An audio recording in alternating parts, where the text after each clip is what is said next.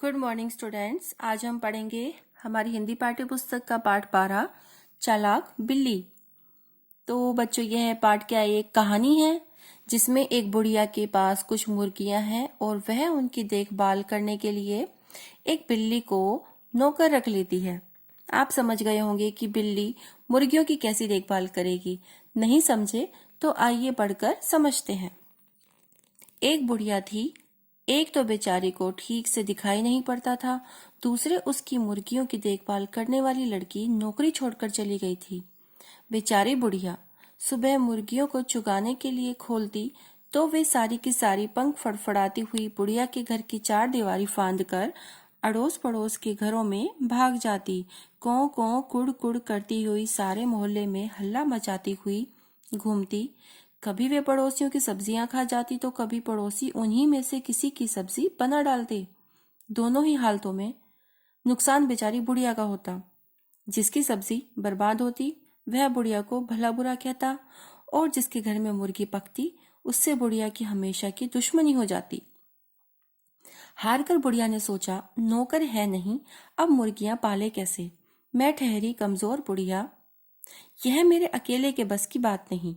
भला मैं कहाँ तक डंडा लेकर एक एक मुर्गी हाँकती फिरूंगी। जरा सा काम करने में ही तो मेरा दम फूल जाता है, मतलब मैं थक जाती हूँ जरा सा काम करते ही। आखिर बुढ़िया लाठी टेकती हुई नौकर की तलाश में निकल पड़ी।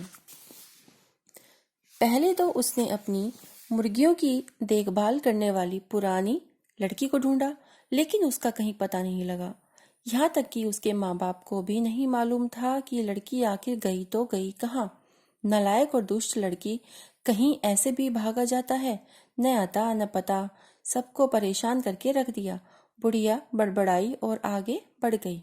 थोड़ी दूर पर एक भालू ने बुढ़िया को बड़बड़ाते हुए सुना तो वह घूमकर सड़क पर आ गया और बुढ़िया को रोककर बोला, गुर्र बुढ़िया नानी प्रणाम।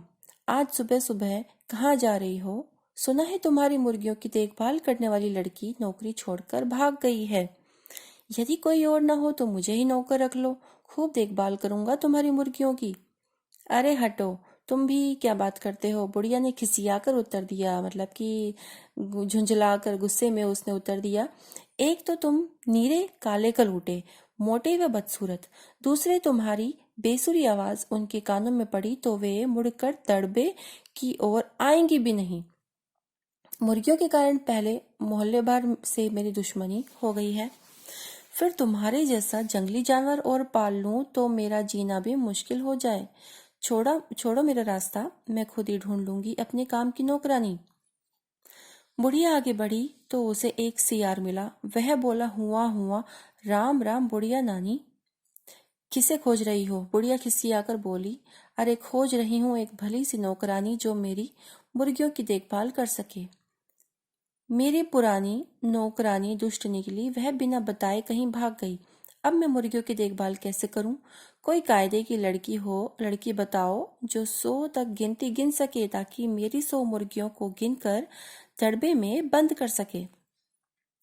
यह सुनकर सियार बोला, हुआ हुआ बुढ़िया नानी, ये कौन सी बड़ी बात है। चलो अभी मैं तुम्हें एक लड़की से मिलवाता हूँ, मेरे पड़ोस में रहती है, रोज जंगल के स्कूल में पढ़ने जाती है, इसलिए 100 तक गिनती उसे जरूर आती होगी। अकल भी उसकी खूब अच्छी है, शेर की मौसी है वो, तुम्हें मिलवा ही दूं उससे।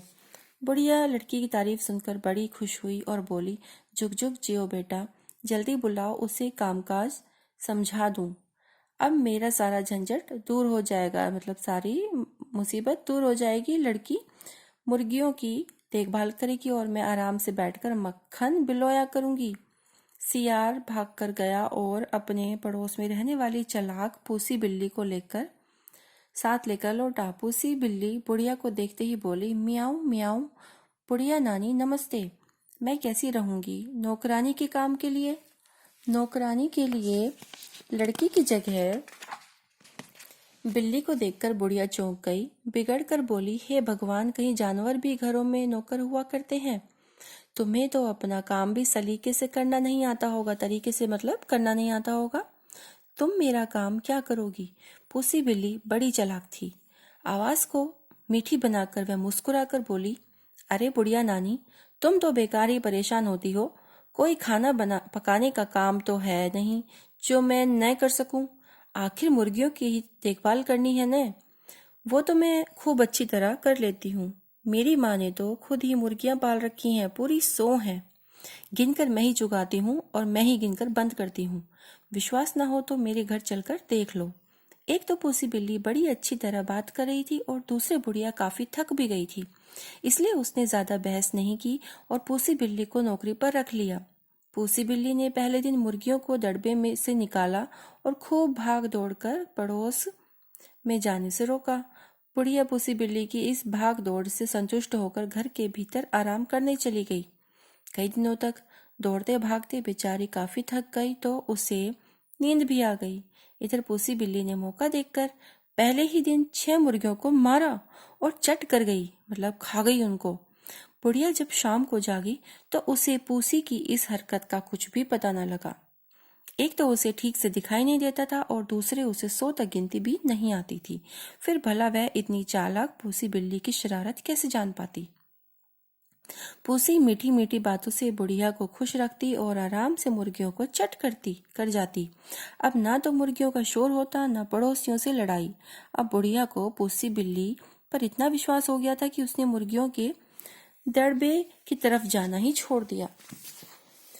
धीरे धीरे एक दिन ऐसा आया जब दड़बे में 20-25 मुर्गियां ही बची। उसी समय बुढ़िया भी टहलती हुई उधर आ निकली। इतनी कम मुर्गियां देखकर उसे पूसी बिल्ली से पूछा उसने, क्यों रे पूसी, बाकी मुर्गियों को तूने चुगने के लिए कहाँ भेज दिया।